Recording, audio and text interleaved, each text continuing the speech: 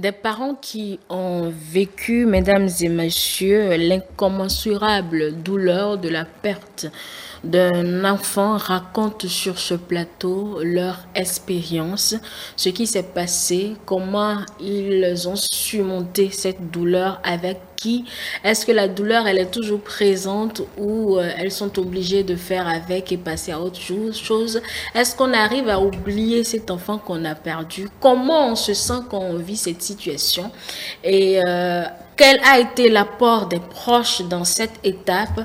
Ces parents, nous en aurons deux sur ce plateau qui vont nous raconter cette expérience. C'est de cela que nous allons parler dans Sans Tabou ce matin. Comment survivre donc à la perte d'un enfant? C'est le thème central. Mesdames et messieurs, bonjour. Bienvenue dans la cour commune de ce matin et je vous présente tout de suite mes invités.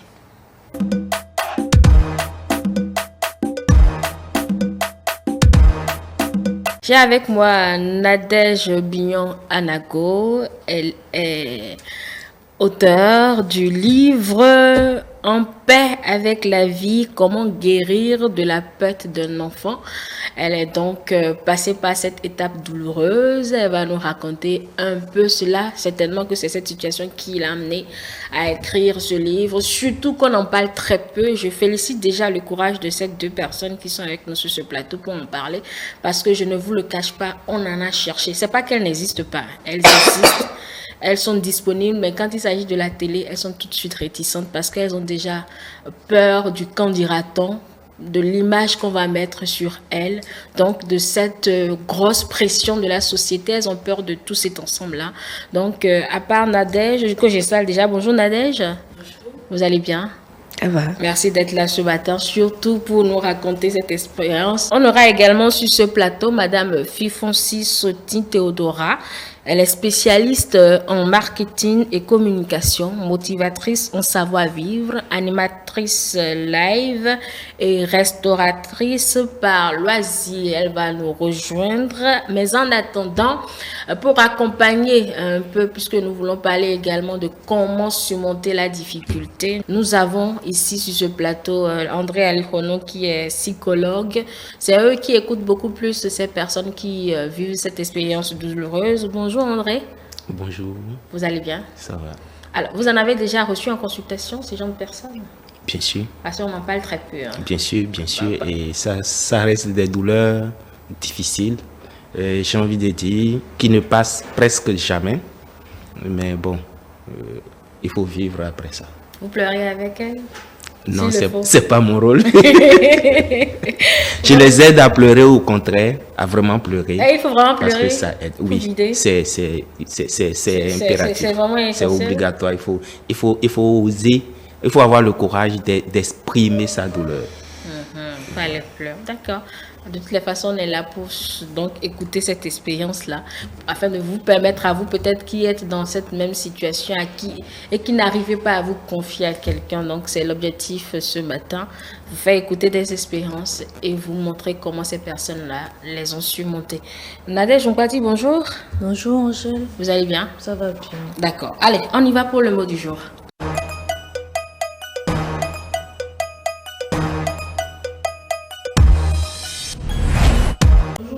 Parlons d'enfant. Enfant, un nom masculin qui s'écrit E-N-F-A-N-T. Un enfant est un jeune être en cours de développement et dépendant de ses parents ou d'autres adultes. La Convention relative aux droits de l'enfant définit l'enfance comme la période de la vie humaine allant de la naissance à 18 ans. Cependant, la définition de l'enfance peut différer quelque peu selon les disciplines qui traitent du sujet. Nous avons le droit, la psychologie, la médecine, la biologie, qui ne fixent pas exactement les mêmes repères. Ainsi, elle commence soit à la naissance, soit à l'âge de la parole. Elle se termine soit à l'adolescence, avec l'entrée dans la puberté, soit à l'âge adulte et à l'âge légal de la majorité civile. L'âge légal diffère d'un pays à un autre. Nous avons l'enfant qui est également étudié plus spécifiquement par certaines disciplines comme la pédiatrie en médecine et de nombreuses spécialités médicales pédiatriques comme la pédopsychiatrie, la chirurgie pédiatrique, l'oncologie pédiatrique, etc. Dans le domaine des sciences humaines, elle est étudiée par la psychologie du développement, la psychologie de l'enfant et la psychologie de l'adolescent. Les sciences de l'éducation. Le mot enfant désigne aussi une position relative à un parent. Indépendamment à l'âge, l'enfant 2 renvoie alors au statut généalogique, à la filiation légale ou encore à un lien affectif ou social. Voilà tout pour le mot du jour. Merci beaucoup à vous, Nadège Rongbati. Alors, on va dresser le tapis rouge à Nadège Anago, puisque c'est elle qui va beaucoup plus parler avant que le psychologue ne prenne le temps que Madame Soti ne nous rejoigne. Alors, Nadège, dites-nous tout, puisqu'on veut vivre cette expérience avec vous. Comment ça a commencé? C'est comme ça qu'on va introduire cela. Alors, bonjour, chers téléspectateurs. J'ai envie de dire que pour savoir comment ça s'est passé, il faut simplement acheter le livre, puisque je raconte tout dedans. Mais je vais quand même faire un petit résumé. Je raconte dans ce livre mon aventure avec le décès de mon fils, qui était mon aîné, mon premier garçon. Donc, j'ai eu une grossesse normale jusqu'à mes 8 mois de grossesse. Et donc, à la consultation du 8e mois, le gynécologue a constaté que je n'allais pas bien. Alors que moi, apparemment, j'allais bien. Ah, ok. Moi, j'allais bien dans ma peau, je me sentais bien, mais il a dit que j'étais en train de faire une pré-éclampsie. Ah oui. Donc, une pré-éclampsie, pour les personnes qui ne savent pas, en fait, c'est la tension qui monte pendant la grossesse. Donc, c'est un moment particulier. On ne peut pas dire que quelqu'un est tensionnaire, mais c'est la tension pendant la grossesse. Voilà. Et donc, j'étais en train de faire une pré-éclampsie, donc il fallait qu'on me fasse une césarienne. Je ne pouvais pas accoucher par voie basse. Et donc, voilà, il y a tout un protocole qui a suivi. Le gynécologue n'avait pas le plateau technique qu'il fallait. Et je me suis retrouvée à Lombel, l'hôpital de la mère et de l'enfant. Et il a fallu tout recommencer. En fait, dans cet ouvrage, je raconte un parcours intérieur, un parcours psychologique, une douleur. Non, on va revenir sur l'aspect psychologique. Parce que j'avais déjà fait les analyses qu'une femme enceinte fait normalement. J'avais déjà fait tout ce qu'il fallait. Okay. Et donc, le gynécologue n'ayant pas de plateau technique, j'ai dû aller dans un centre privé et public. Et on m'a redemandé tout ce que j'avais déjà fait tous ces mois. Vous n'avez pas les bilans?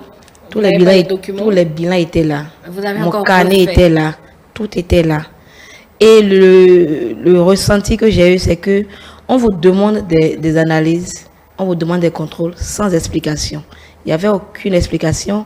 On était au début d'une année, j'étais jeune avec mon conjoint, on était seuls.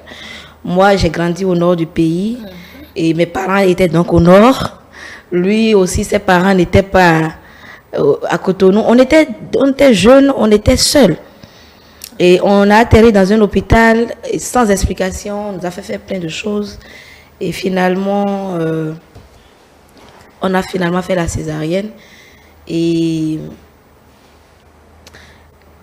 en fait, ma tension a davantage monté pendant la césarienne, ce qui a fait qu'ils ont fait une anesthésie totale. Et donc, après, ils ont mis le bébé, mon fils, à la crèche. Et moi, j'étais en salle de réanimation. La réanimation a pris beaucoup plus de temps que prévu. J'ai quand même fait 3 jours en salle de réa. Et pendant ce temps, mon fils était à la crèche. Mais vivant? Oui, il était vivant. Ok. Et donc, c'est après cela que on est même retourné à la maison. J'ai fait les 4 jours qu'il faut à l'hôpital parce qu'à ce moment, il fallait faire au moins 4 à 5 jours, le temps que le gynécologue se rassure que vous allez bien, que la plaie de la césarienne est en train de cicatriser normalement Et avant qu'on retourne à la maison, on est retourné à la maison. Mais on n'est pas resté longtemps à la maison, on est resté que 2 ou 3 jours. Parce que le petit n'allait pas du tout bien. On est retourné à l'hôpital. Ça en est suivi une batterie d'analyses. Parce qu'on ne savait pas ce que l'enfant avait. En fait, on a su ce qu'il avait à 48 heures. De son départ. De son décès. Ok. Et donc, voilà. Et Voilà. qu'est-ce qu'il avait? Il avait une méningite cérébro-spinale. Et moi, j'ai quelques connaissances dans le domaine parce que comme j'ai déjà grandi au nord, et c'est un affect qui vient avec le vent de Lambartan. Ok. Or, moi, je n'étais pas du tout allée au nord dans la période. J'étais restée à Cotonou tout le temps. Enfin, j'ai pas compris. Je n'ai pas eu d'explication. Je n'ai pas compris. Je n'ai rien su du tout. Je ne sais pas ce qui s'est passé. Et le corps médical donne peu de réponses. Et C'était en quelle année? Parce que... non, je ne veux pas. Ok, ça fait au dire. moins 6 à 7 ans? Oui, Donc, oui, ok. quand même. D'accord. Et c'était extrêmement douloureux. C'était extrêmement douloureux. En fait, je ne trouve pas de mots pour traduire le ressenti. C'était extrêmement douloureux. C'est comme si en fait on déchirait votre corps, comme si on vous lacérait. C'était extrêmement douloureux. J'ai dit, je ne souhaite cette douleur-là à personne. Et je n'avais même pas encore cicatrisé de la césarienne quand l'enfant mon fils est parti. Et c'était douloureux parce que c'était très douloureux. Oui, j'imagine. Qu'est-ce qui vous faisait mal? C'était l'absence de réponse ou... C'était tout. L'absence de réponse me faisait mal. Le fait que dans mon corps, je me sente mère et que je n'ai pas un enfant dans les mains me faisait mal. Ça me faisait très très mal. Parce que comme j'ai dit, j'ai une césarienne, j'ai une plaie ouverte sur mon corps, j'ai mes seins qui sont remplis de lait. Je prends la douche de la jeune mère. Oui. Je prends le bain de la jeune mère, mais je n'ai pas un enfant. Et après cela, il y a le regard maintenant de l'entourage. Mais attendez, quel a été l'apport de votre conjoint dans cette expérience-là, avant de parler même de l'entourage, parce que le premier entourage direct, c'est votre conjoint. Oui, l'apport. Son apport à lui. Oui, on était ensemble, comme j'ai dit. Comment lui, il a vécu l'expérience? On a... c'est une grande question. Prenez votre temps, on a le temps pour ça. C'est une grande question. Lorsqu'on a perdu l'enfant, le jour où on a perdu l'enfant, on s'est séparés ce jour-là. Parce que vous ne le supportiez plus. Non, pas du tout. Ça allait très bien, ton nom, mais quand finalement j'ai su, parce que le jour-là, j'étais... En fait, c'était tout un truc. À un moment donné, on a manqué d'argent. On n'avait plus d'argent parce que on venait de subir... je venais de faire la césarienne et il a fallu payer plein de frais. Après, l'enfant est tombé malade, on ne savait pas ce qu'il avait, mais il y avait plein d'analyses. Donc moi, j'étais à l'hôpital avec le petit et lui, il était en ville à prêter de l'argent. Vous voyez un peu. Donc, ce que je vous ai dit, je vous dis là, c'est un truc, c'était 10 jours. Hein. C'est 10 jours en enfer. C'est 10 jours en enfer. C'est quelque chose qui est vite passé. Parce que moi, je devais aller à l'hôpital avec le petit, on fait les ordonnances, je vais chercher les produits, je vais faire si on leur donne telle analyse. Et lui, il était là, il cherchait les sous et tout. Et donc, le jour où c'est arrivé, parce qu'on a quitté l'Omel, c'était là-bas que j'ai accouché. Après, on est allé à l'hôpital de Menontin. Après, on nous a renvoyés au CNHU. C'est finalement à la néonatalité de CNHU que mon enfant est parti. Okay. Et on m'a dit, le jour-là, quand je quittais l'hôpital, on m'a dit que mon fils était bien, qu'il allait bien. D'accord? On m'a dit qu'il allait bien. Et donc, on me l'a montré à travers la vitre parce que c'est une salle où il y a les bébés. Oui, comme vous ne pouvez pas y aller. Donc, je tirais le lait dans un biberon que j'envoyais. Et donc, on m'a montré mon enfant. Mais ce n'était pas mon enfant. Le bébé qu'on m'a montré n'était pas le mien. Parce que après... C'est à l'hôpital que ça a été fait ou... Oui, à l'hôpital. On m'a dit l'enfant est en train de dormir. Et on me l'a montré à travers la vitre. Et après, quand j'ai pris le carnet de notes et que j'ai vu l'heure du décès, c'était pas mon enfant. Ah d'accord, il y a un déphasage entre le moment où on vous a dit que votre enfant se portait bien et la date de décès notifiée, oui, voilà. ou l'heure de décès notifiée. Et donc, mon conjoint est venu à l'hôpital. J'étais là, je crois que c'était, je me rappelle bien que c'était un matin vers 11h. Je venais de tirer le sein, il m'a dit ça va. Bon, le médecin m'a dit que le petit va très bien. Je pense qu'il faut que tu rentres à la maison, te reposer et tout. Et donc, je suis rentrée à la maison. Il m'a dit, moi, je vais rester un peu ici. Mais j'ai vu que ses collègues étaient en train Enfin, c'est après que j'ai fait le recoupement. Okay. Ses collègues ont commencé par venir à l'hôpital. Il était déjà informé. Et c'est peut-être parce qu'on ne voulait pas que j'ai le choc à l'hôpital qu'on a trouvé le moyen de me faire rentrer. Donc, on m'a dit de rentrer. Je suis rentrée. Et j'ai vu une voisine qui m'a dit, ça va, dit, oui, je vais bien. Je rends grâce à Dieu. Mon enfant va bien et tout. Donc, je suis rentrée. Excusez-moi. Oui. Je suis allée faire les soins parce qu'il fallait nettoyer la plaie de la césarienne. Donc, j'ai habité à Ménontin. Donc, je suis allée à l'hôpital de Ménontin pour le faire. J'étais déjà en retard de 48 heures pour ce pansement. Et donc, j'étais à la maison. Je m'étais endormie lorsque j'ai vu que ma mère est venue chez nous. Ma mère est venue d'abord. Ensuite, j'ai vu ma soeur venir. Ensuite, j'ai vu mon frère venir. Mais je ne comprenais pas ce rassemblement. Ils ont quitté le Nord? Non. À un moment donné de la santé de l'enfant, on a averti la famille. Okay. À un moment donné où on ne comprenait pas ce qui n'allait pas, évidemment, on a averti la famille. Donc, mes parents sont venus, ma belle famille aussi est venue. Mais ma mère n'était pas chez nous. Elle était dans notre maison, la maison de mon père. Donc, elle venait nous rendre visite. Donc, tout le monde a commencé par venir. Et après, ma mère dit, tu sais... comment tu vas? J'ai senti qu'elle tournait autour du pot. Elle voulait me dire quelque chose, mais qu'elle n'arrivait pas. Une préparation psychologique. Oui, mais j'étais à 1000 lieues de m'imaginer ça. Donc, tout le monde tournait en rond. J'appelais mon conjoint. Ah, ça va. Bon, je suis en train de me préparer. Maman est venue, mais je vais venir te relayer à l'hôpital. Parce qu'on se relayait. Il fallait que quelqu'un soit là. Absolument. Quand il n'est pas là, c'est que je suis là. Il faut forcément que l'un d'entre nous soit à l'hôpital. J'ai dit, bon, d'accord, je viens de dormir, de faire une sieste. Je te rejoins à l'hôpital. Pour que toi-même tu viennes te reposer. Et tu lui as dit non, moi ça va, reste à la maison. Moi, mais je suis en train de venir. Je vais venir et je vais venir te chercher pour qu'on y aille. Okay. D'abord, ça m'a étonnée. J'ai dit ok. Et puis après, la voisine m'a appelé dans sa chambre. On était dans son salon et elle m'a dit écoute, tu sais, maman famille. Et j'ai dit oui. Donc, elle dit écoute, viens dans ma chambre, il faut que je te dise quelque chose. Donc, je ne comprenais pas en fait. Et elle me dit tu sais, il y a ton mari qui m'a appelé maintenant. On m'a dit que. Le petit, j'ai dit oui, le petit va bien. Et puis elle m'a dit, tu sais. Bon, le petit, il est plus. D'accord. Ok. Je vais vous donner 2 secondes, Nadège. C'est toi qui as cherché. Non, j'ai rien cherché. C'est pour pouvoir. Il faudrait que ces gens des témoignages pour que les gens comprennent que. Qui sont pas du tout faciles. Voilà. Il faut vraiment l'avouer. Déjà, elle a beaucoup de courage de revenir dessus, même si. Certains vont dire oui, ça fait 7 ans et pourtant. Donc, je l'ai dit tout à l'heure, la douleur revient chaque fois. Oui, parce qu'elle a précisé qu'elle prenait les bains d'une mère, mais ne pas avoir son enfant là. Non, il y a eu. C'est un gros traumatisme. En plus de cette impression réelle qu'elle avait, il faut noter que quand je suis un peu son histoire, il y a eu beaucoup de choses qui pouvaient être évitées facilement. Il y a eu beaucoup de choses qui pouvaient être évitées facilement. Et à compter même jusqu'à la responsabilité, c'est-à-dire, elle vient de le dire, hein, le couple a pris un coup. Elle dit, on s'est séparés le jour où mon enfant est mort. Parce qu'ils n'ont pas été ensemble sur le coup. Et donc, je pense que c'est là la vraie difficulté.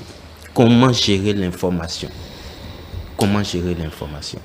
Vous savez, souvent on dit, on guérit un choc, un mal, ou bien un choc par un choc. Voilà. Mais ça, est-ce qu'on peut le guérir par un choc? Lequel? Dans tous les cas, vous allez finir par le lui dire. Pourquoi retarder l'échéance? Pourquoi la laisser souffrir davantage, entretenir beaucoup de mensonges autour, lui donner l'espoir en 2 jours alors que vous savez que le 3e jour, vous allez le faire? Ça fait beaucoup plus mal. Et on se culpabilise beaucoup plus. Parce que, je ne sais pas, peut-être dans la suite, Nadège va nous le dire, c'est que la première impression qu'on a, que tous s'entendent pour pouvoir me le cacher, moi, la première concernée, c'est comme si c'est moi, à moi qu'on reproche quelque chose dans cette histoire. Qu'on le lui dise directement. Mais c'est pas toujours facile aussi C'est pas facile. donner cette... Donc, regardez un peu le parcours. Au moment de la décision, elle peut faire, déjà et que le mari, la tension est montée, elle peut... Et le mari et le corps médical, bon, je pense que tous ont cru bien faire en ce moment. Voilà. Et je pense que c'est sur ça qu'il fallait partir pour amener Nadège à comprendre que on a peut-être de mauvaises décisions, on a peut-être, mais c'est pour ton bien. Quand on met son bien en avant, elle pourra mieux accueillir. Oui. Mais l'autre chose ici que je voudrais quand même rappeler avant que Nadège ne poursuive, c'est que la prééclampsie, c'est autant dangereux pour la mère que pour l'enfant. C'est pour ça que tout de suite, c'est bien quand c'est détecté tôt. Donc, quand on dit, elle a tellement bien expliqué, elle-même ne savait pas. Elle se portait bien. Et il a fallu la vigilance du médecin pour dire, attention, il y a alerte, il y a danger qui est à l'horizon. Donc, c'est important pour les dames, pour les mamans, d'aller vraiment consulter. C'est très important. Donc, voilà, c'est ce que je pouvais... Alors, quand l'information vous a été apportée, Nadège, c'est clair, vous étiez dans tous vos états. Maintenant, comment vous avez passé le cap? S'il te plaît, ça a passé combien de jours avant? C'est le jour même qu'on m'a dit. Ah, ok, c'est le même jour. C'est le jour même qu'on m'a dit. Et c'est la voisine qui t'a dit? Oui, c'est la voisine qui me l'a dit. Et c'est pas la voisine qui me l'a dit. Parce que vous étiez la voisine, proche. Oui, on était proches. La voisine m'a dit. En fait, c'est comme dans un brouillard, en fait. Elle m'a dit, et mon mari était revenu, et donc il était dans la cour. Elle m'a dit, j'ai dit, attends, je n'ai pas compris. En fait, je refusais, en fait, l'idée. Oui. Dans le déni, j'ai dit, attends, non, je n'ai pas compris ce que tu es en train de dire. Du coup, je suis sortie de chez elle en courant. Je l'ai rencontrée, j'ai dit, mais elle vient de me dire quelque chose, je ne comprends pas. Donc, et il est temps de pleurer. Il m'a dit, oui, c'est vrai. En fait, je ne sais pas quand je l'ai giflé. J'ai dit, jamais. Ce que tu dis est faux. C'est pas possible ce que tu es en train de me dire. Donc évidemment, tout le monde a commencé par crier, non, ça va aller. Du coup, il y avait beaucoup de turbulences, d'agitation dans la maison. Et à un moment donné, mon frère a dit, en fait, je crois que j'ai fait une crise du nerf. On m'a raconté, parce que le reste, moi, je ne savais plus. Je crois que j'ai fait une crise du nerf. Et mon frère a dit qu'il faut qu'on m'isole de la maison. Et mon conjoint ne voulait pas qu'on m'isole de la maison. Mon frère a dit qu'il faut que je quitte la maison.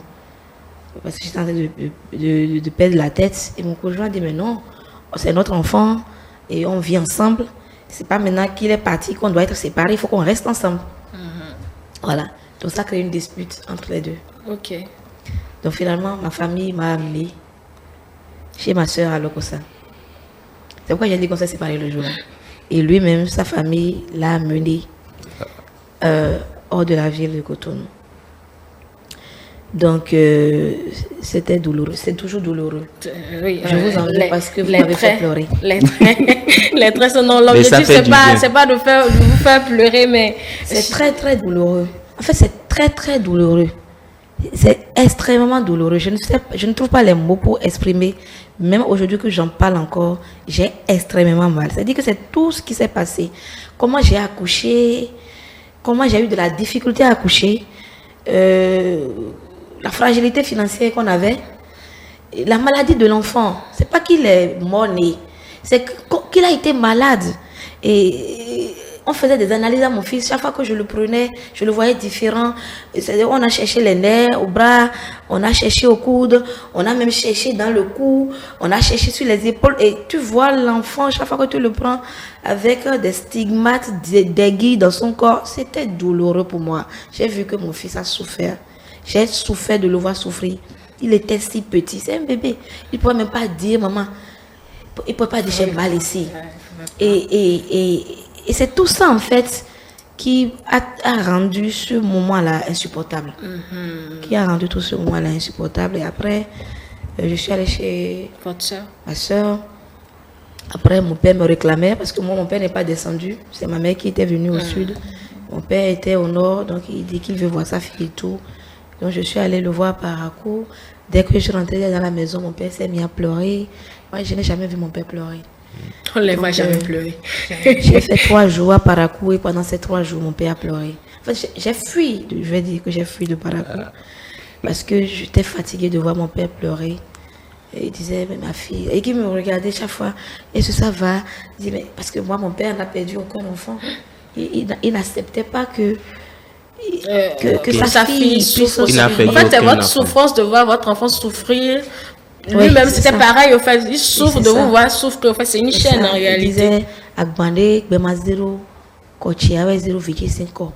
Vous voyez un peu. Donc, c'était très, très douloureux. D'accord, ok. Mais pendant ce temps, votre mari, lui, il vous a raconté un peu comment lui, il a vécu? Oui. Avec beaucoup de solitude. Oui, puisque vous êtes parti. Non, je parle de solitude, je ne parle pas de moi.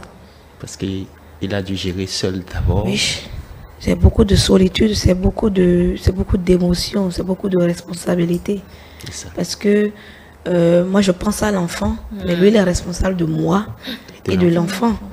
Il a dû rendre compte à ma famille, vous voyez un peu. Et c'était beaucoup de solitude. Et lui, personne ne l'a ménagé. Hein. Voilà. Tel on a cherché les moyens pour vous le dire, lui, on lui a franqué ça rapidement et on lui dira, prends les responsabilités avec tes... Oui, non seulement tu es un homme, tu ne dois pas pleurer, mais maintenant trouve le moyen d'en parler à ton épouse.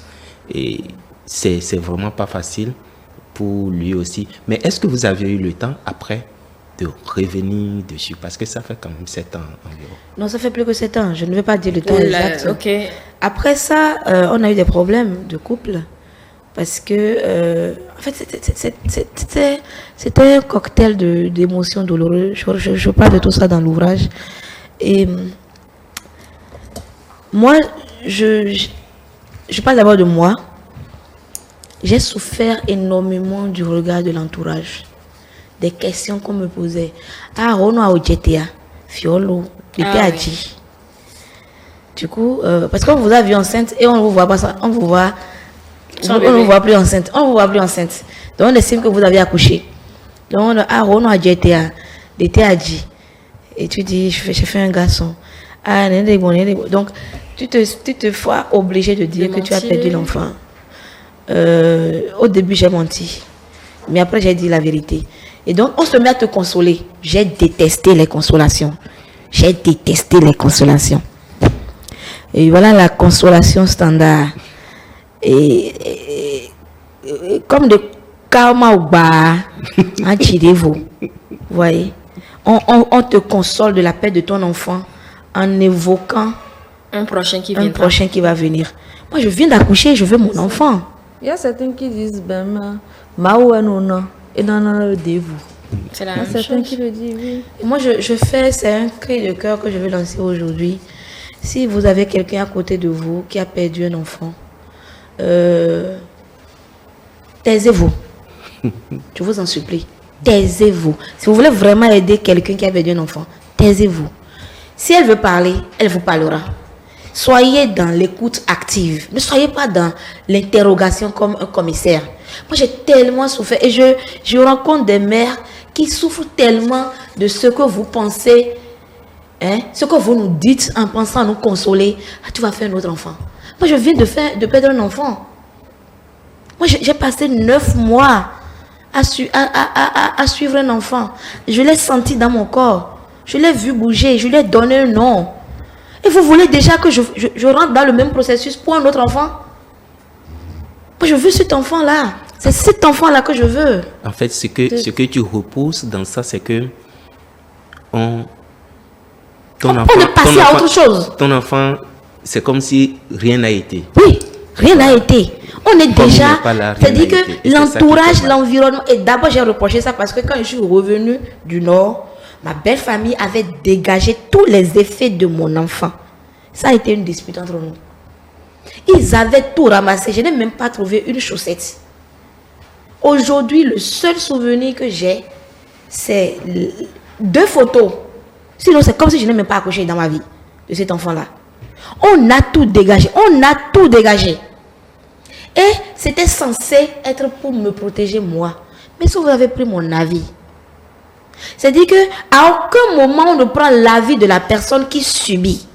À aucun moment on ne prend l'avis de la personne qui souffre. On ne lui demande pas. C'est-à-dire,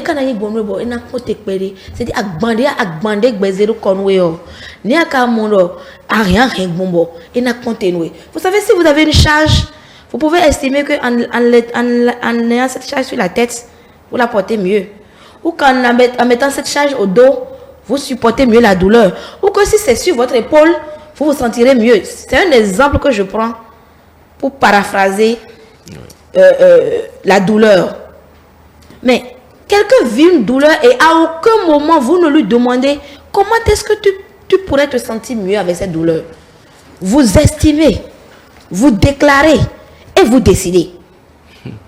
Vous décidez pour la personne. Peut-être parce qu'on ne sait pas comment agir dans de telles Moi, je pense que c'est un stéréotype qu'il faut déconstruire. Je veux qu'on déconstruise ce stéréotype.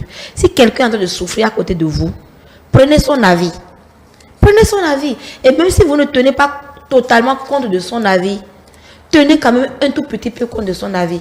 Comment est-ce qu'une personne se lève un matin, est enceinte, fait un bébé, et le jour d'après, elle n'a pas d'enfant, elle n'a rien qui rappelle cet enfant. Et c'est comme si cet enfant n'a pas existé.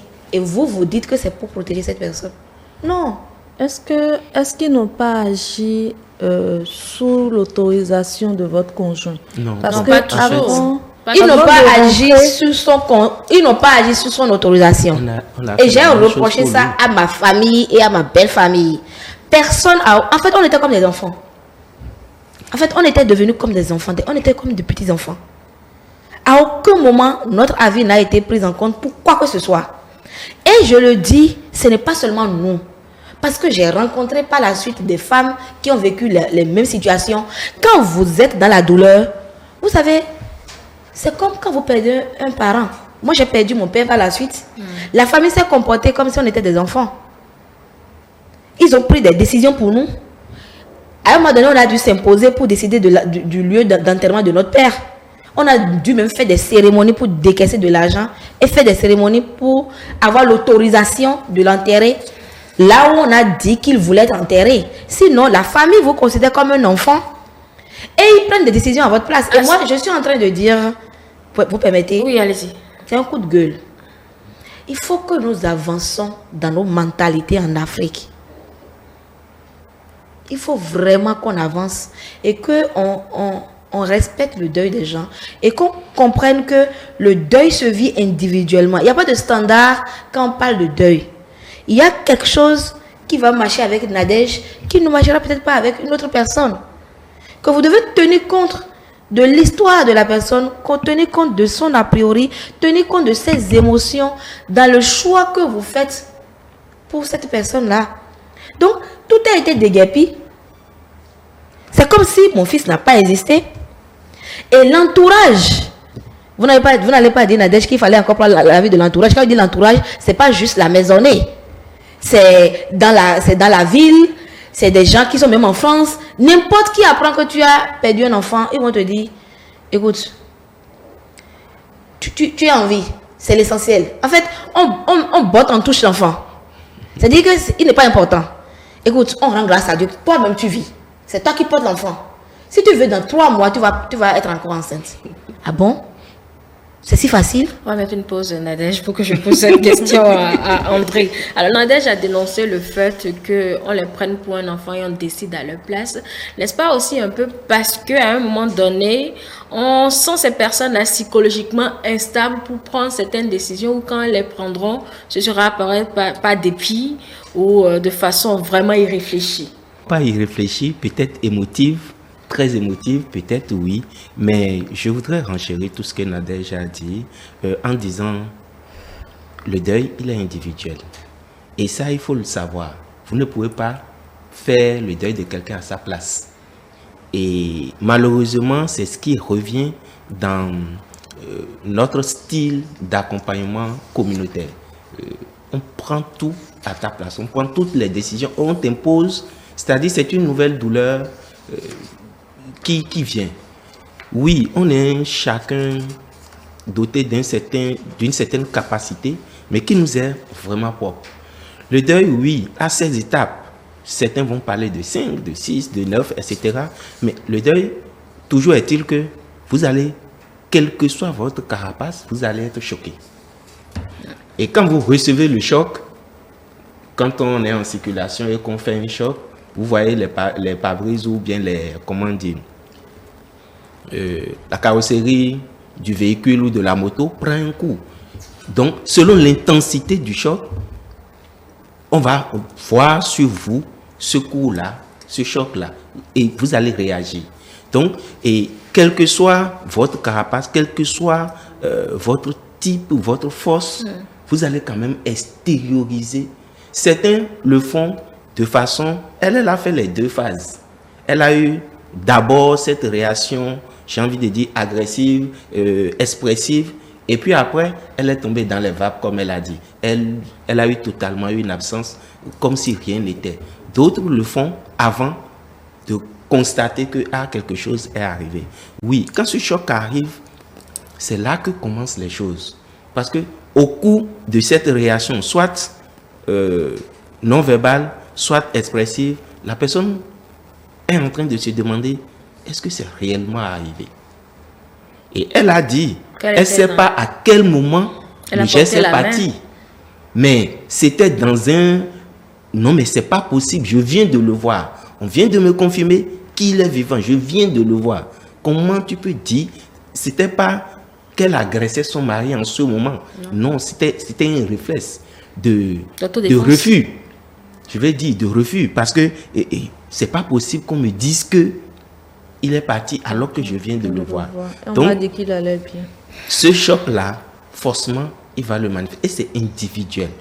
Maintenant, le processus qui va suivre après, le fait de dire non, c'est pas possible, il faut que je le voie. Bon, ça peut pas arriver. Et puis après, devenir triste, très triste de ce que... Mais quand on ne vous laisse pas faire ces étapes, jusqu'à vous rendre compte que, effectivement, je ne vais plus jamais le revoir. Il faut que je me reconstruise sans lui. Mais sans lui ne veut pas dire en l'effaçant de ma vie. Elle vient de dire, je lui ai donné un nom. Je lui ai donné un nom. Quel que soit ce qu'on dira, le premier fils de Nadège, je ne connais pas son nom, mais c'est lui. C'est le premier qu'elle a mis au monde. Donc, qu'est-ce que vous allez faire dans l'entourage jusqu'à lui faire barrer ça psychologiquement pour dire, enlève ça de ton registre qui n'a jamais existé, c'est pas vrai. Donc, l'accompagnement doit vraiment pouvoir s'adapter à la personne. Et on va au rythme de la personne. Mieux vous l'écoutez dans une écoute active, mieux vous tenez compte de cette capacité de résilience, d'adaptation. Plus vite ça se résout, plus vite elle se reconstruit et elle va de l'avant. Donc, quand ça arrive comme ça, déjà un couple qui était ensemble sur le coup et qui a vécu, le couple a vécu, je vais dire, comme une personne, toutes les étapes de toute cette difficulté jusque-là, et que le choc arrive et que, vous voyez, c'est l'extérieur qui est venu tout détruire. C'est pas que son conjoint a pris des décisions pour l'écarter ou ci ou ça, mais c'est les orientations de l'extérieur, les impositions qui sont venues de l'extérieur et qui peut-être lui aussi l'ont trop accablé, lui n'ont pas laissé le temps de réfléchir, de prendre les décisions comme auparavant avec son épouse. Donc, malheureusement, on a envie de bien faire. Je ne condamne pas non plus, mais on a envie de bien faire. Mais dans notre élan de vouloir bien faire, on prend peut-être de mauvaises décisions en ne tenant pas compte de la personne. Et puis encore, ce qui fait vraiment mal, c'est que c'est un enfant et c'est le premier né peut-être pour elle. Oui. Pour d'autres, c'est après. Mais c'est le premier né. Que vous lui dites, c'est comme s'il n'a pas existé. C'était déjà trop tôt, le premier jour, le deuxième jour. Elle peut même avoir la peur de son mari, que son mari l'approche, puisqu'il y aura un traumatisme. Je vais encore porter 9 mois de grossesse et puis ne pas avoir un enfant. Ça, on va venir. Ça, c'est une autre maladie qui s'installe. Ça, c'est une autre maladie qui s'installe et qu'il va falloir affronter et guérir. Donc, dire... En fait, je ne sais pas, quand je dis chosifier, même, c'est même pas le mot. Parce que c'est comme si c'est non existant, l'enfant n'a pas existé. Et puis, c'est pas grave. La machine qui produit, ce n'est pas des billets de banque. C'est un être. Elle a vécu 9 mois avec. dans nos émissions de choses ici, on a eu le temps de revenir dessus, de dire c'est une relation très fusionnelle, plus que fusionnelle entre la mère et l'enfant. Ils ont été réellement un, comme on le dit, pendant les 9 mois. Donc du coup, qu'elle découvre que cette personne qui a partagé ma vie dans tous les sens, et je dis bien dans tous les sens, pendant 9 mois, je ne vais plus la retrouver du jour au lendemain. Donnez-lui le temps de le constater, de l'accepter et de pouvoir dire, ok, comment je fais, comment je continue avec lui, sans lui, réellement. En fait, le drame, c'est qu'on pense que ce traumatisme-là, c'est les comportements de Toubab, c'est-à-dire c'est le comportement des Blancs. Des Blancs. On ne comprend pas qu'un Africain ait ce genre de réaction, de sentiments, tout comme si, bon, on n'a vraiment plus de sentiments en nous, quoi. En fait, de machines parce qu'on est noir. On a toujours élaboré nos, comment dire, nos systèmes, surtout d'accompagnement, d'assistanat communautaire sur le refoulement. Ça a toujours été le refoulement. Et le refoulement, ce n'est pas toujours pratique. Et entre guillemets, on vous dira que c'est une bombe à retardement. Parce que le retour du refoulé est très difficile à gérer, parce qu'il va revenir sous d'autres formes. Et malheureusement, le fait d'imposer à la personne une manière de passer à autre chose rapidement, soi-disant, pour oublier et constater que vous en êtes encore capable, alors qu'il ne l'est réellement pas, ça laisse des séquelles indélébiles dans la personnalité de l'individu qui malheureusement va subir ça jusqu'à sa mort. Et les stigmatisations, les stéréotypes communautaires qu'on appelle souvent adjikuno. C'est des marques qu'il faut vraiment bannir, parce que ça rappelle à la personne cette incapacité, cette culpabilité.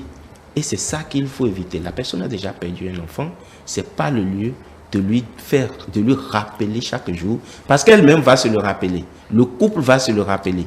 Mais que l'environnement, au lieu de l'aider à rapidement, vraiment, à passer rapidement, mais plutôt à lui rappeler par ces surnoms-là, comme quoi c'est vous qui en êtes l'origine, parce qu'après tout, c'est elle qui a donné. Donc, qu'est-ce qui s'est passé? Comment elle a géré sa grossesse? Qu'est-ce qu'elle a pu donner à cet enfant-là jusqu'à ce qu'il ne puisse pas tenir?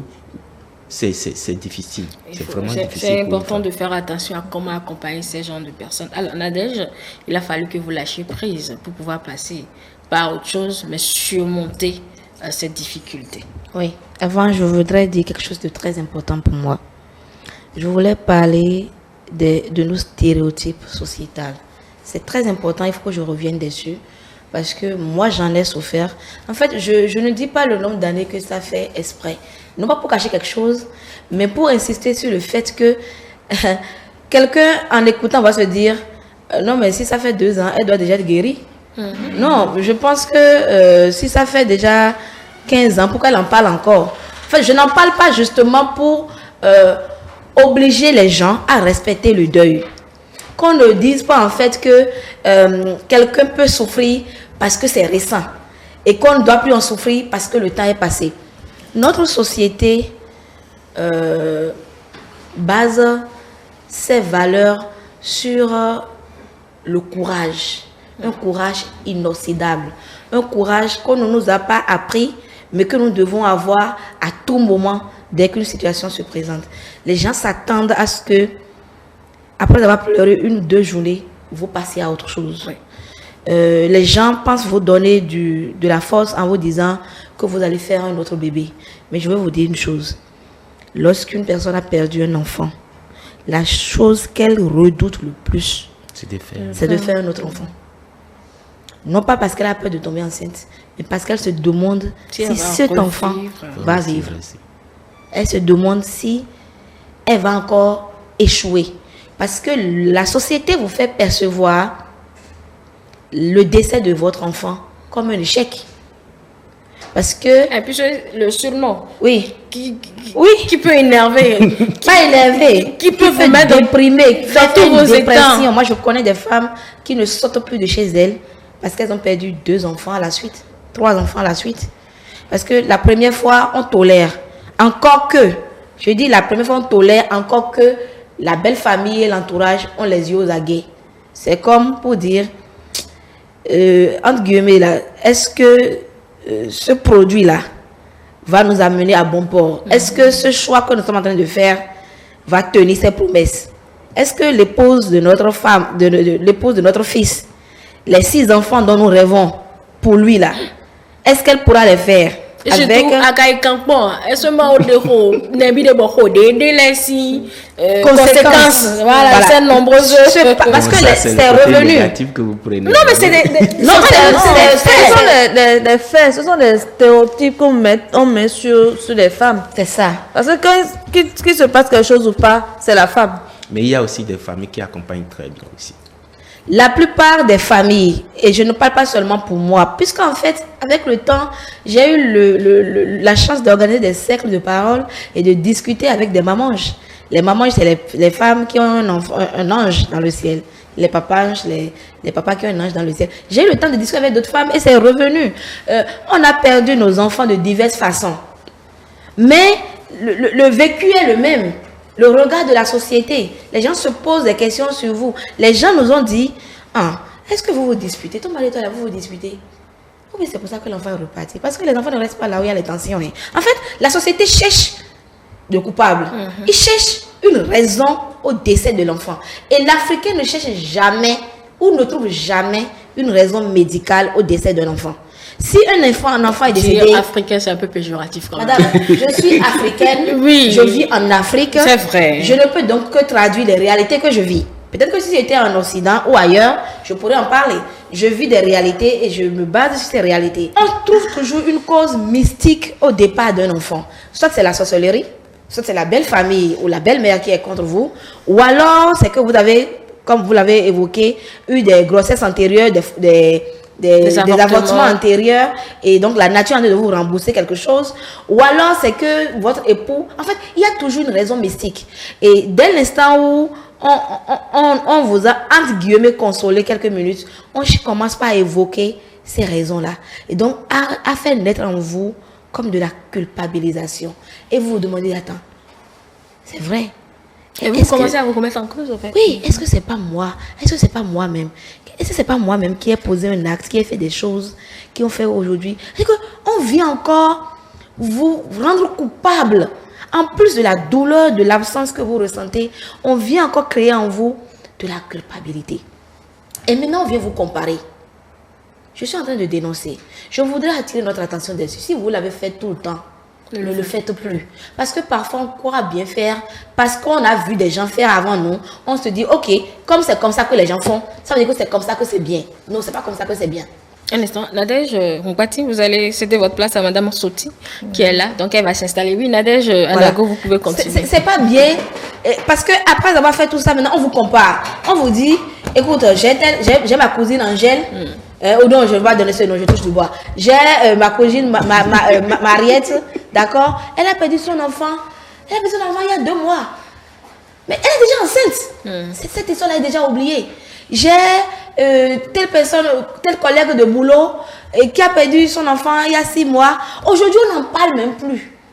Elle a déjà oublié. En fait, après vous avoir culpabilisé, on vient maintenant vous comparer à d'autres personnes et on vous démontre que vous pouvez passer à autre chose. C'est-à-dire, passer à autre chose, faire un autre enfant va être la solution rapide pour oublier.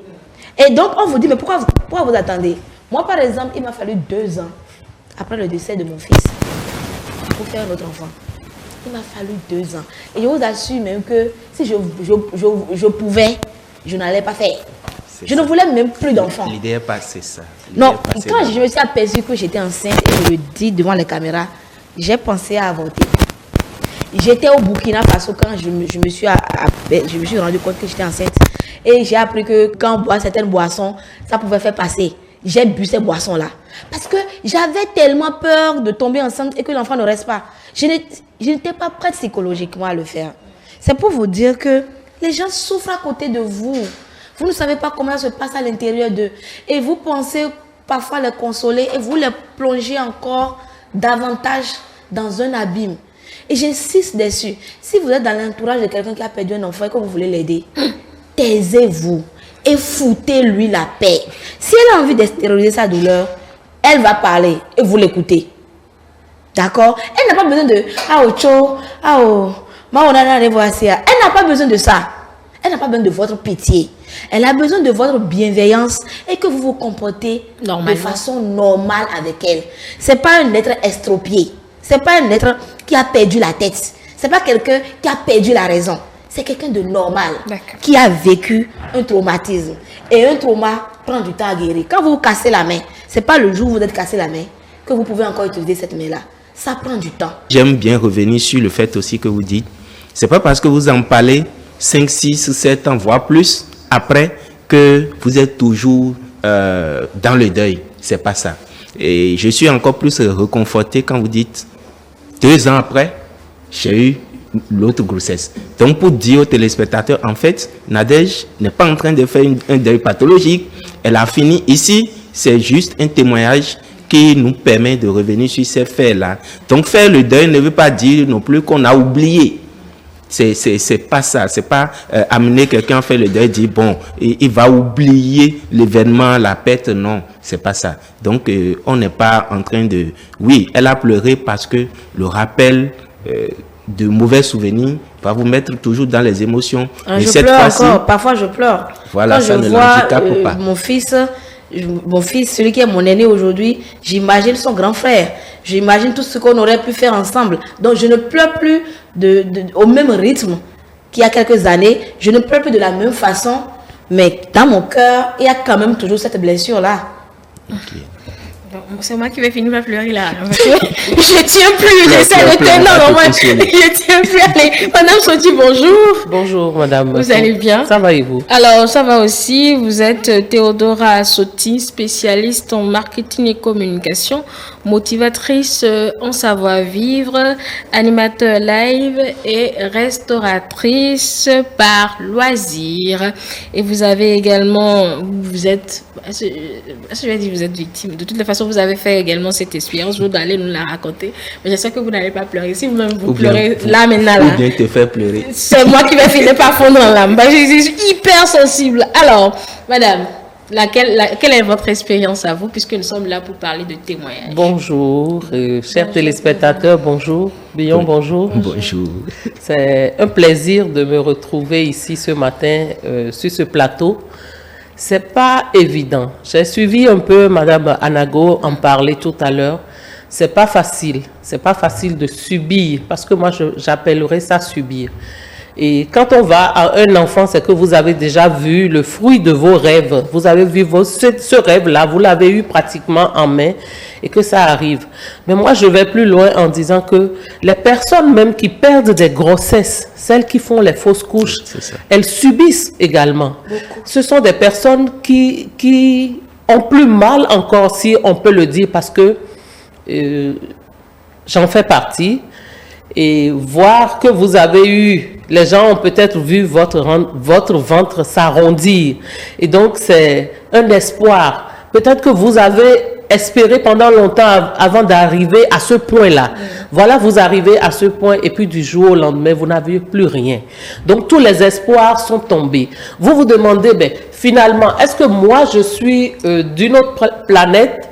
Est-ce que moi aussi, je finirai un jour par porter, par avoir cette joie-là, par rigoler, par voir, comme on le dit, comme nous dit les paroles saintes, l'os de mes os, la chair de ma chair. Vous vous demandez si c'est possible. Mais je pense que pour braver tout cela, il faut que vous ayez des personnes fortes dans votre environnement. Il faut que vous aussi, vous soyez dotés non seulement de courage, mais que vous ayez une foi basée sur quelque chose que l'homme ne peut pas vous donner. Cette croyance-là qui ne peut pas être tangible, c'est ça qui vous porte et qui vous pousse à aller de l'avant, à espérer, à continuer d'évoluer en vous disant que c'est pas la fin du monde et que tôt ou tard, ça peut aller. Et moi, personnellement, j'ai bravé cette situation parce que depuis tout enfant, j'aime jouer avec les enfants. J'adore tout ce qui est enfant. Alors aujourd'hui, j'ai focalisé tout mon amour sur les orphelins, sur les enfants abandonnés. Et je me dis, on n'est pas tenu d'avoir son enfant. Mais tous les autres enfants que vous avez, ce sont des grâces que Dieu met sur votre chemin pour que vous puissiez donner cet amour-là, pour que vous puissiez être un canal, une source par laquelle Dieu passe pour fleurir dans la vie des autres. Parce que ces enfants-là aussi ont besoin d'amour, ces enfants aussi ont besoin de chaleur. Et si tant est-il que vous aviez peut-être le vôtre, vous n'auriez pas eu le temps de vous occuper de ces enfants-là. Vous n'auriez pas le temps de prendre soin, d'aider ces enfants, de venir à leur secours. Et peut-être que c'est aussi une expérience pour vous-même, vous permettre de mieux mûrir pour affronter d'autres épreuves de la vie. C'est ce que je peux dire pour le moment. D'accord, oui, je vais poser une question un peu personnelle. Vous en avez perdu combien, vous? Tu poses des questions, non? Oui, bon, si c'est trop douloureux... Non, aujourd'hui, c'est vrai que c'est douloureux, mais j'arrive quand même à transcender. J'en ai perdu suffisamment. Et le début, on se dit, non, c'est pas vrai, peut-être que tu n'es pas enceinte, tu penses que c'était une grossesse, et puis maintenant, ça arrive, tu peux rater tes menstrues pour 2-3 mois, et puis après, ça passe. Mais le dernier, c'est que moi-même, j'ai vu comment ils appellent, en échographie, j'ai vu le fœtus, j'ai vu le cœur de mon enfant battre. Et une semaine après, je pars et le médecin me dit, mais il n'y a plus rien, madame. Quand on vous dit, il n'y a plus rien, que vous-même, vous n'entendez plus ce boum, boum, que vous n'avez plus rien du tout, c'est pas facile. Mais pendant ce temps, peut-être que vous avez des personnes parallèlement qui sont dans le même process que vous, et après, vous continuez de voir ces enfants-là. Donc, quand vous voyez ces enfants, vous vous dites, mon enfant aurait pu avoir tel âge, mon enfant aurait pu faire ceci, mon enfant aurait pu faire ça. C'est vrai. D'accord, ok. Et Là, ça, maintenant... j'avoue que c'est très difficile. Oui, parce que... Surtout les fausses couches, parce que ça laisse toute la culpabilité sur la femme. D'accord. Écoute, on va faire une courte pause pour permettre à mes invités de se mettre à l'aise. On va souffler un peu en musique. La régie, on fait une pause et puis on revient. Moi, c'est aussi ça.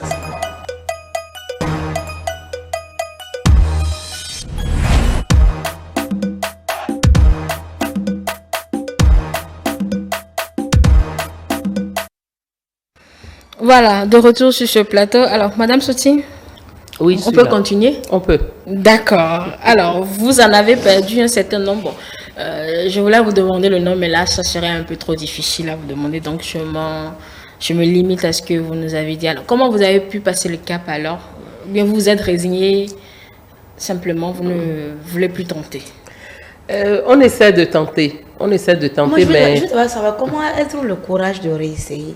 Comment, quand on fait des fausses couches, C'est ça. on veut un enfant, c'est qu'on n'en a pas, hein. On n'en a pas, on veut. Et puis on essaye, ça n'a pas marché, on essaye encore, ça n'a pas marché. Où est-ce qu'on trouve le courage de réessayer? Parce que moi, je crois que je n'aurais pas le courage de réessayer. Surtout quand on dit qu'on en a fait un Vous certain avez nombre. été surprise Oui, moi j'ai été et vous avez surprise tenté d'empêcher. d'empêcher. Oui. Malheureusement, La nature malheureusement pour vous, l'enfant a refusé. C'est Dieu qui l'aime. Voilà. Mais elle, c'est que d'échec en échec. Elle-même va répondre C'est puisqu'elle est là, on ne va encore pas parler en très son difficile. nom. Non, elle je est ne là. veux pas parler en son nom. Hein? Juste pour dire, c'est encore C'est plus très que difficile. difficile. Mais on la laisse. Oui, dites-nous, madame. Envie de reprendre, je ne peux pas dire que c'est une envie, je ne peux pas dire que c'est d'office, mais je peux dire que je suis une personne de très... Est-ce que je vais dire aimable ou bien aimante? Aimante. Je vais dire que je suis aimante. Et donc, de par ce caractère-là, ou cette qualité, je ne sais pas comment je vais l'appeler, je suis toujours portée à accepter facilement. Et le fait d'accepter m'a permis entre-temps de reprendre les traitements, de me remettre, de me jeter à l'eau dans l'espoir d'en avoir. Mais il faut avouer que la peur est plus forte que le désir. Parce que tu fais tout et quand tu arrives, je suis arrivée à un point où les gens m'ont même dit, pourquoi tu ne veux pas faire in vitro? Et donc, je dis oui, demain, je vais voir tel médecin, je vais faire ci. Mais au fond de moi, je n'ai pas le courage d'aller le faire parce que je me dis, tu vas faire tout ça là maintenant et qu'est-ce que ça va donner? Et la dernière fois, d'argent. voilà, j'ai fini par répondre à ma soeur la dernière fois. Elle me dit, mais pourquoi? Ou bien tu veux qu'on t'envoie dans un autre pays pour faire ça? J'ai dit, ma soeur, là où je suis aujourd'hui, là, je me donne à Dieu. S'il veut me combler, il va me combler. Mais s'il ne me comble pas, il mettra sur mon chemin des enfants à qui je vais donner de la joie. Et certainement, c'est parce que je suis mieux comme ça pour lui qu'il me laisse dans cet état-là. Et j'avoue que tout ce que je fais se rapporte beaucoup plus à Dieu. Je regarde cet être-là supérieur à moi et puis je dis, si c'est bon pour toi, c'est bon pour moi. L'important, c'est que j'évolue. Et votre conjoint? Aujourd'hui, beaucoup sont partis, ou certains sont partis, vous êtes seul. Ils sont tous partis. Aujourd'hui, je suis pratiquement, je n'ose pas dire que je suis une femme libre, mais je suis une célibataire épanouie. Aujourd'hui, je suis une célibataire épanouie. Je ne sais pas si j'aurai le courage de m'engager à nouveau, mais vous savez, comme je dis, j'ai la foi. Donc, quand lui décide, tu n'as pas de choix. Si Dieu décide aujourd'hui de mettre quelqu'un sur mon chemin et que cela puisse aller, ça va prendre. Mais personnellement, je ne sais pas si je peux encore prendre cet engagement-là. Parce que l'enfant qui va venir pour consolider, ça a toujours été des échecs. Les personnes que tu rencontres en elles-mêmes, ce ne sont pas des personnes fiables ou alors c'est des gens qui vous trouvent des noms. Vous imaginez un homme avec qui tu veux fonder ta vie, qui puisse te dire, celui-là, est-ce qu'il est capable de te mettre sous son toit? Ou bien quelqu'un qui puisse dire, ah, on a dit c'est une femme, c'est une prostituée, sinon elle ne peut pas être là jusqu'à cet âge et attendre. Donc, on a envie de venir découvrir. Aujourd'hui, c'est l'idée que je me fais. Je me dis, les hommes qui arrivent, ils ont envie de découvrir, de voir qui est cette femme-là, de savoir, bon, si tant est-il qu'elle a l'habitude, il faut que moi aussi, j'aille tirer mon épingle, j'aille goûter aux fruits. Non, dis pas ça. C'est bon, moi, c'est l'idée que je me fais aujourd'hui. Ce qui fait que je suis en partie braquée. Mais le comble, c'est que je ne montre pas. Je ne montre pas que je suis braquée. Je reste jovial, je rigole avec tout le monde. Tu viens autant de fois, je serai en train de rigoler, je te dirai demain après demain. Et puis toi, mais tu finiras par être fatigué. Mais si vous braquez comme ça, le bon viendra et puis vous allez le laisser partir.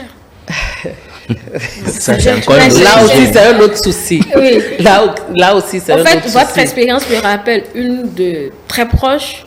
Les parents disent, vu que il n'y a rien dedans, mais il faut quitter, va chercher pour toi ailleurs. En fait, c'est ça aussi un autre traumatisme que vivre certaines femmes qui ne le disent pas. Donc, Nadège, je voulais parler. C'est pareil. C'est pareil si on peut dire. Parce que moi, je me suis entêtée. Les parents ont dit, quitte ce monsieur-là, il n'attend rien, il ne veut rien de toi.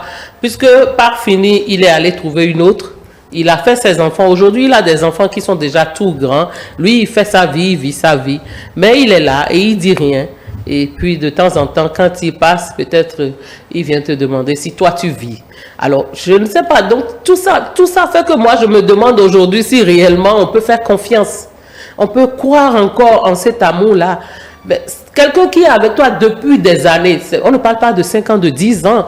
Quelqu'un qui vit tout ce temps-là avec toi. Si vous aviez eu des enfants, peut-être vos enfants seraient déjà des universitaires, de grands étudiants. Et puis celui-là, il se lève tous les jours pour te demander où est ton mari.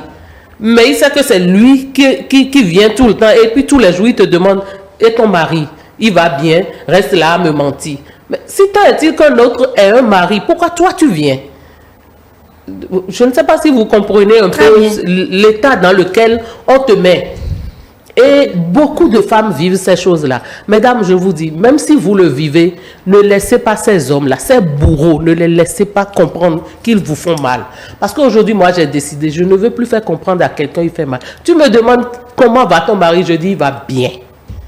Et si tu viens quel que soit ce que tu veux, je te réponds. Je réponds de sorte que toi, même si tu veux évoluer là, tu puisses te poser des questions et te demander, mais est-ce que c'est logique ce que je dis? Parce que finalement, on se demande si c'est des animaux qui vivent avec des êtres humains. D'accord. C'est bien dommage. Elle a mis le curseur sur ce que pense la société, le regard de la société. Ce sur quoi vous voulez revenir, Nadège? Oui, avec votre permission, je veux dire que notre société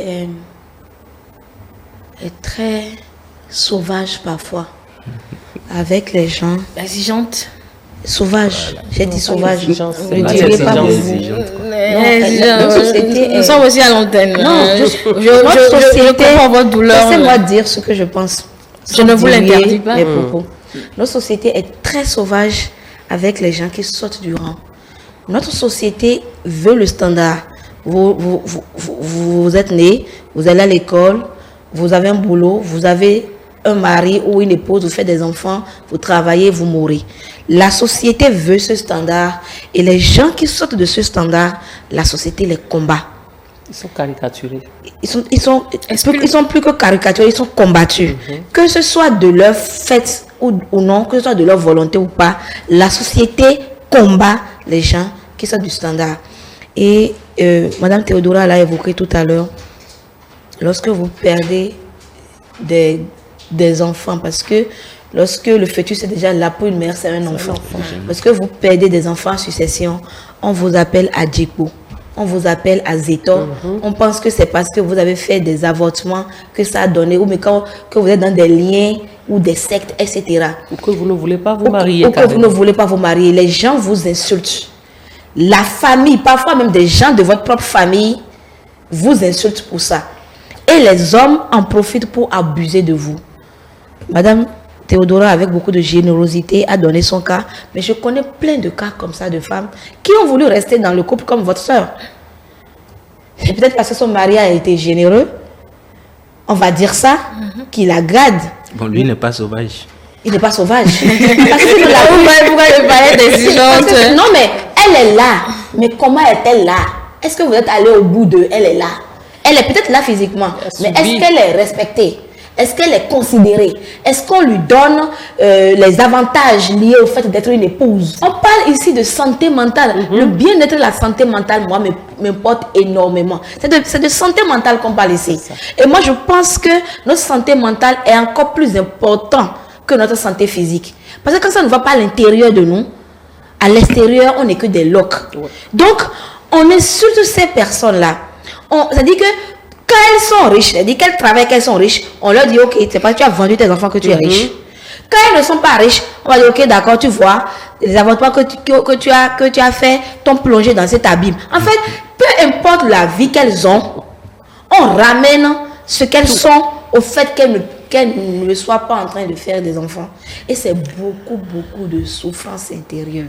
Je nous en supplie, je vous en supplie. Soyons plus généreux.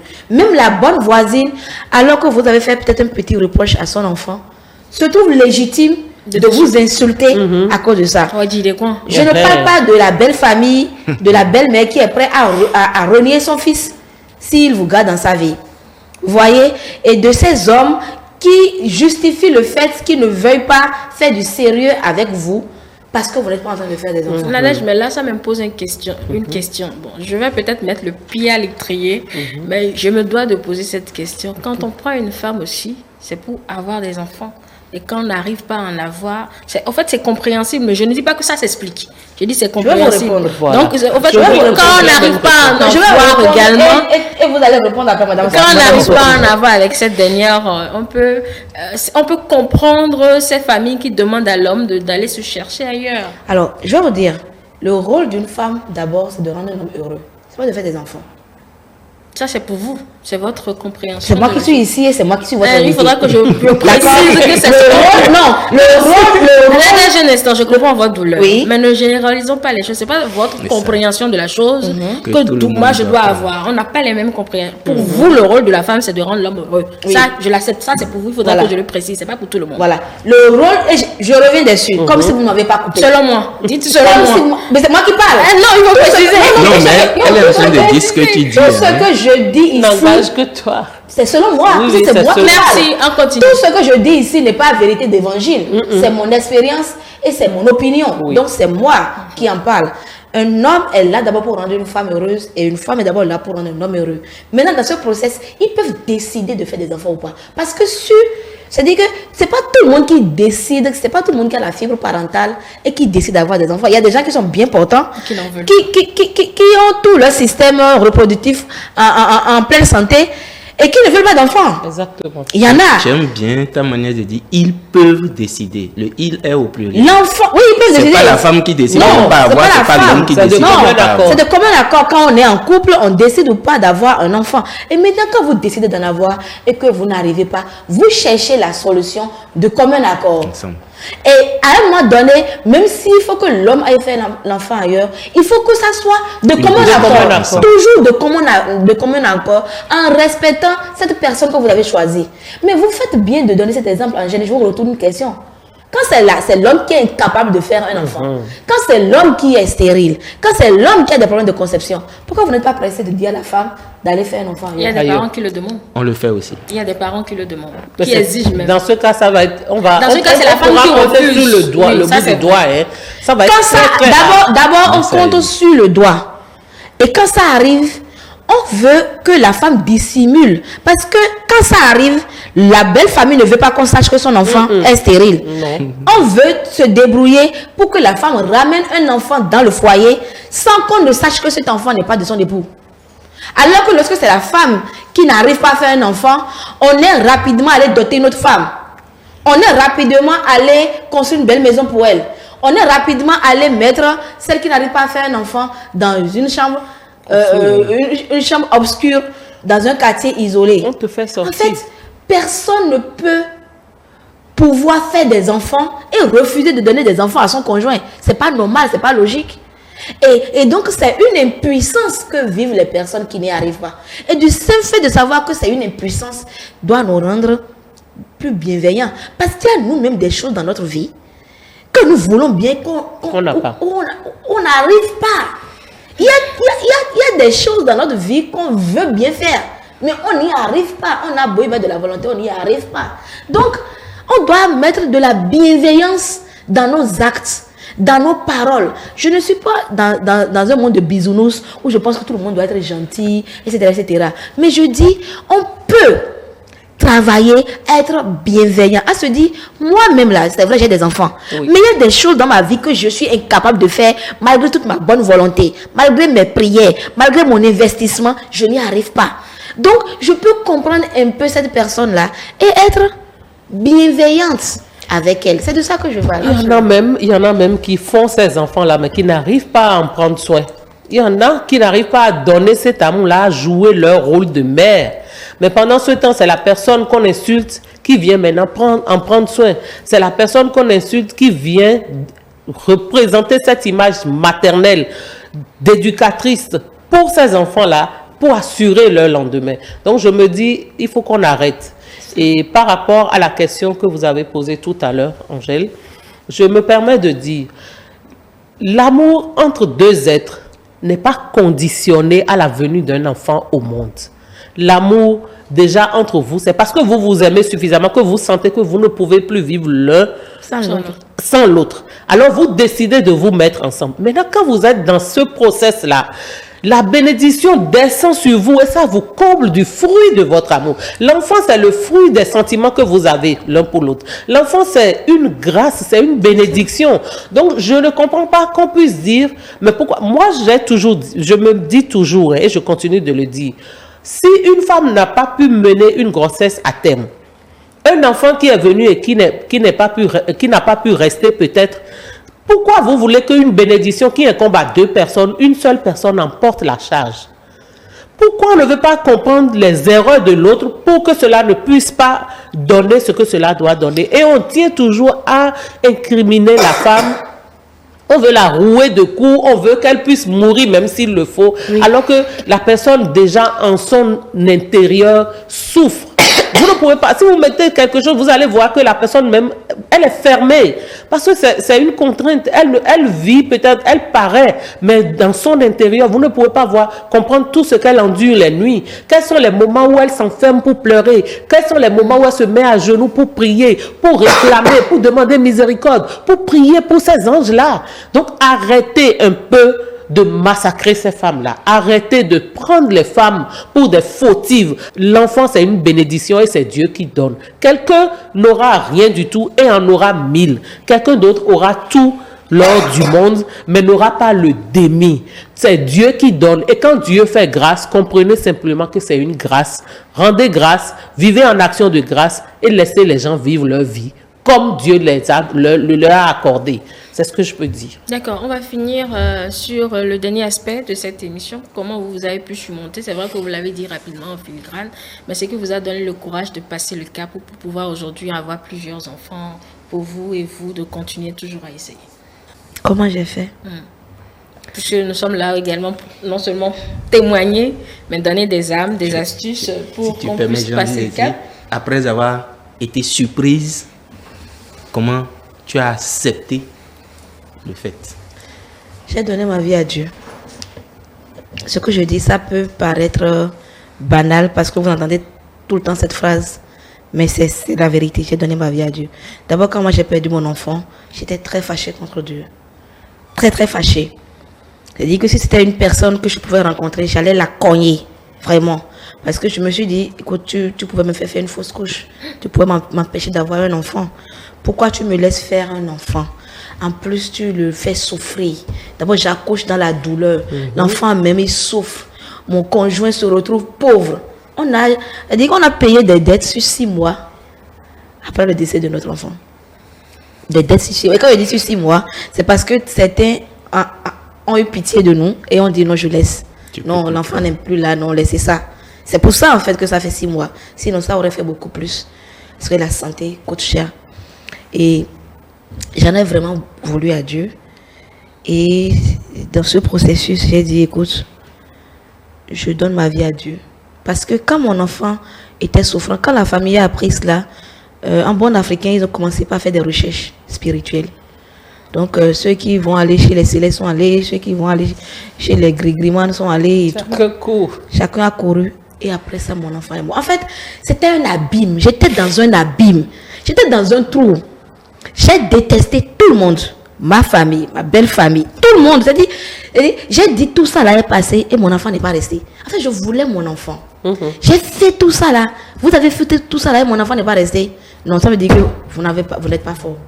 C'est comme ça que je suis devenue. J'étais chrétienne de nom, mais c'est comme ça que je suis devenue chrétienne. Parce que j'ai dit, si vous avez fait tout ça là, si j'ai vécu tout ça et que mon enfant n'est pas resté, alors je ne ferai plus rien de tout ça là. Je ne veux plus rien faire. Et depuis le jour que j'ai dit que je ne veux plus rien faire, je vous assure, et je regarde dans ma caméra et je le dis, je n'ai plus rien fait. J'ai dit, Dieu, je m'en remets à toi. Si tu veux, de toute façon, tu veux faire quelque chose, tu le feras. De toute façon, si tu veux me faire subir quelque chose, tu m'as déjà fait subir la mort de mon enfant. Qu'est-ce qu'il y a de pire que la mort d'un enfant? C'est votre propre mort. Et à ma propre mort, je ne serai pas là. Je ne serai pas que je suis en train de mourir. Donc, ce que tu as voulu me faire vivre là, malgré tout mon effort et l'effort de mon entourage, tu me l'as fait vivre. Par conséquent, moi, je ne vais plus rien faire. Donc, à part te dire, merci Seigneur, c'est tout ce que je dis. Merci Seigneur pour la vie. Merci Seigneur pour tes grâces. C'est vrai, j'ai eu des enfants. Mais ce choc a fait que je ne suis pas attachée. Ce choc, j'ai rencontré des mères qui, ayant perdu un enfant, sont devenues des mères poules, sont devenues très attachées à leur enfant. Moi, par contre, ce choc a fait que je suis très distante de mes enfants. Genre, mes enfants peuvent être quelque part pendant 1 mois sans que je ne dise comment ça va. Parce que j'ai tout le temps la sensation que à n'importe quel moment, je touche du bois, que je peux les perdre. Vous voyez? Et donc, je dis, je refuse en fait. Donc, ce n'est pas un couvent que vous allez les garder. Oui, je ne vais pas les garder comme dans un couvent. Je refuse en fait de repartir là où... En fait, j'ai frôlé la folie. J'ai frôlé la folie. C'est-à-dire, pendant les 3 jours qui ont suivi son décès, je disais, mais pourquoi vous m'avez amené ici? Mon enfant est à Cotonou. C'était douloureux. C'était très douloureux. D'accord. Nadège, merci beaucoup pour votre courage. Je crois que je vais m'en arrêter là avec vous parce que votre douleur est toujours présente. Beaucoup de courage à vous. Merci vraiment pour votre témoignage. Je rappelle que votre livre va paraître à quelle date? Moi, ça, je vais faire le 7 octobre. Voilà. Donc, en paix avec la vie. Comment guérir de la perte d'un enfant. Donc, c'est un témoignage vivant que vous venez d'écouter. Je suis sûre que certaines personnes se retrouvent dans ce témoignage-là. Donc, certainement, ce livre va vous permettre également de vous extérioriser si vous ne l'avez pas fait. Elle, ça fait déjà un bon moment, mais malgré cela, ça le porte. Enfin, la douleur, elle est toujours là. Si vous arrivez à lire donc son ouvrage, certainement que vous allez pouvoir vous extérioriser et pousser un gros ouf. C'est pas que vous devez oublier. Est-ce que je peux dire quelque chose avant la conclusion? Mais non, il faudra que vous puissiez donc en parler. Le plus important, c'est en parler. Oui. Nadège se sentira mieux tout à l'heure parce qu'elle en a encore parlé. C'est clair, elle se sentira encore mieux. Oui, je voudrais dire que j'organise des cercles de parole. D'accord? Parce qu'en parler fait du bien. En parler, surtout quand vous en parlez avec des gens qui ont vécu la même chose que vous. C'est comme si vous vous sentez du coup compris. Les autres, ils veulent juste passer à autre chose. Et donc, on organise des cercles de parole, c'est totalement gratuit. Trouvez le moyen de m'écrire. Si vous voulez me joindre, joignez le numéro voilà, qui est à l'antenne. On va mettre un numéro. Vous donner toutes les informations on se retrouve souvent et on en parle. Et ça ne remplace pas, on ne peut pas remplacer un enfant. Je vous assure que même si Dieu vous donne 100 enfants, vous ne pouvez pas oublier l'enfant qui est parti. Mais la douleur peut s'atténuer avec le temps. Vous pouvez respirer, vous pouvez supporter. Et avec l'aide de Dieu, vous pouvez vous dire que cette douleur, Dieu a fait exprès pour que vous soyez une aide pour d'autres personnes. Dieu ne fait rien au hasard. Les choses arrivent pour que vous puissiez garder la main à d'autres personnes. Aujourd'hui, je rencontre des femmes qui pleurent et quand je leur dis, j'ai vécu ça, ça va aller. Je sens qu'elles respirent autrement. Oui, parce qu'elles trouvent des compères qui ont vécu exactement. La même chose. Donc, c'est moins douloureux quand ne restez pas seul. Ne croyez pas. Voilà, ne croyez pas que vous êtes seul, que vous soyez en train de vivre des fausses couches ou pas, que vous avez perdu un enfant ou pas, ou des enfants ou pas. Ne restez pas seul. Ne pensez pas que vous êtes en gardant silence, vous êtes vous devez être une héroïne. C'est normal que vous souffrez, c'est normal que vous pleurez. Ne pensez pas que vous êtes une moindre personne parce que vous pleurez. Parce qu'on veut vous faire croire que les gens forts ne pleurent pas, les gens forts passent à autre chose, les gens forts non. Vous avez le droit d'être vous et de ressentir les émotions que vous ressentez. Donc ne restez pas seul dans votre douleur et rejoignez-nous le 7 octobre prochain pour le lancement de cet ouvrage. Parce que peu importe notre traumatisme, nous avons le droit d'être en paix avec la vie. C'est ce que Dieu veut pour chacun de nous. Merci beaucoup, Nadège. Madame, sautez rapidement parce qu'on a fini. Oui. Non, moi je dirais, c'est pratiquement le contraire. Moi, j'étais très ancrée en Dieu. Et quand, à répétition, c'est arrivé, à un moment donné, j'ai tout abandonné. La chorale, la lecture, tout ce que je faisais dans les groupes de prière et autres. J'ai tout abandonné. J'ai dit, bon, maintenant, s'il faut qu'on soit loin, puisque tu as dit que tu vas laisser les 99 pour aller chercher la seule brebis perdue. Je veux être la brebis là pour que tu viennes me chercher. Et donc, j'ai tout abandonné. Je me suis laissée comme ça à la vie et puis je vivais. Mais je me suis dit... Donc, il est finalement venu vous chercher. Est-ce qu'il est venu me chercher? Non. Mais vous savez, quand vous avez une petite confiance en ce monsieur-là, je crois qu'on n'arrive pas à rester longtemps. Oui, donc moi-même je suis revenue parce que il y a quelque chose qui me manquait et puis je me suis ancrée à nouveau. Mais j'avoue que les premiers jours, paix à l'âme de ma mère, c'est elle qui m'a assistée parce que j'ai été orpheline de père très tôt, donc c'est avec ma maman que je suis restée.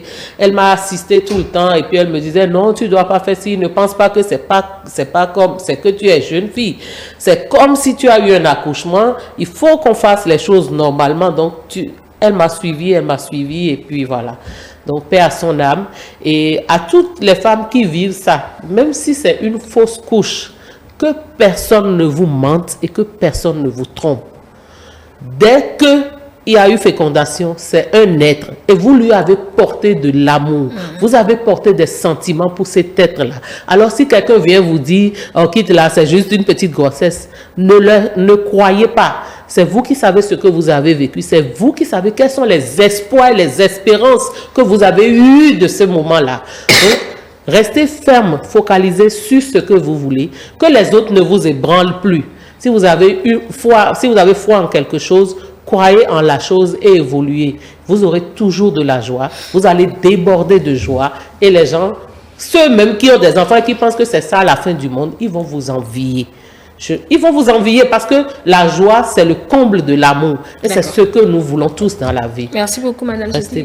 On ne peut pas partir sans que vous nous parliez. André, rapidement, parce qu'on a plus... Bon, je ne pense pas que vous ayez la tête à faire le jeu aujourd'hui, donc je vais vous épargner cela. André, survivre à cela, que peut-être quelques astuces pour qu'on parte. Ben, merci beaucoup. Et je voudrais remercier encore les deux dames qui ont été très généreuses, et ça, il faut le dire.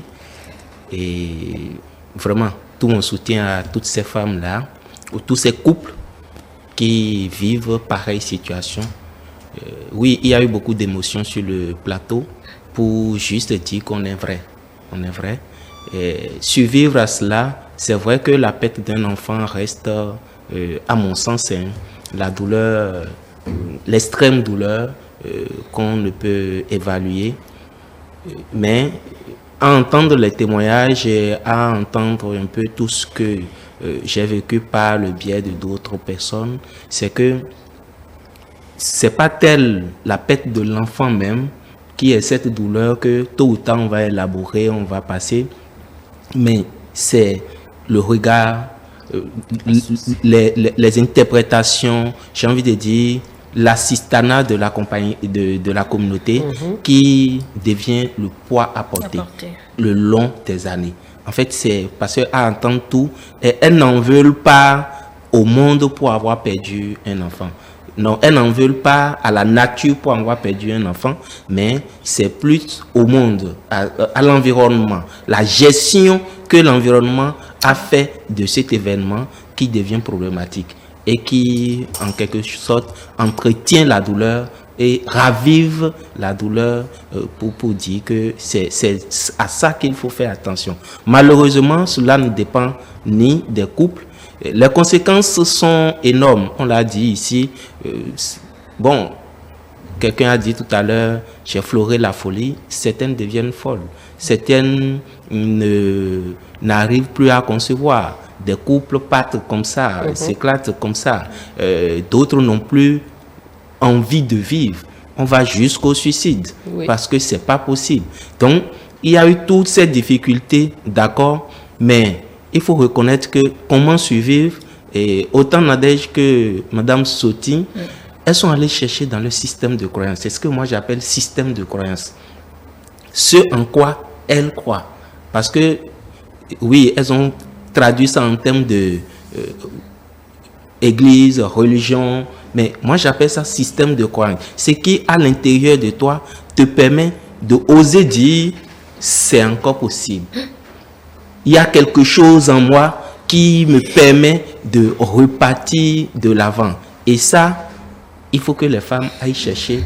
Et c'est que ça qui puisse vraiment aider à sortir des stéréotypes, à sortir de tout ce qu'il y aura comme marginalisation et tout le reste. Donc c'est aller chercher au fond de vous ce système de croyance-là qui ne vous trompera pas, qui vous dira sincèrement ce que vous êtes, mais qui vous donnera les vraies âmes pour pouvoir sortir. Et c'est à cela que les femmes qui sont dans cette situation vont aller chercher.